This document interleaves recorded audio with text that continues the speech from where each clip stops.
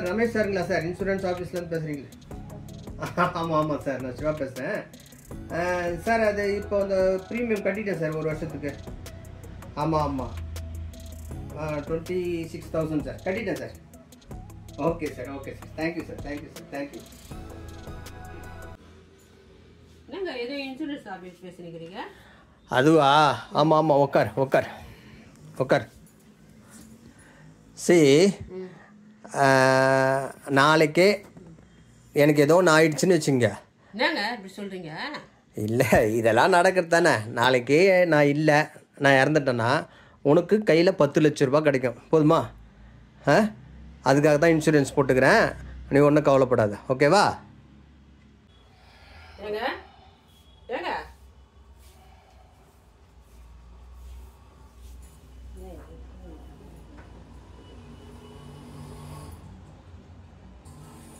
அச்சோ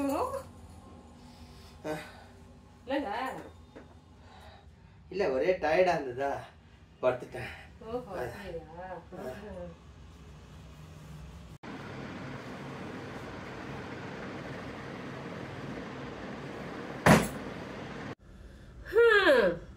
பத்து லட்ச ரூபா போச்சு.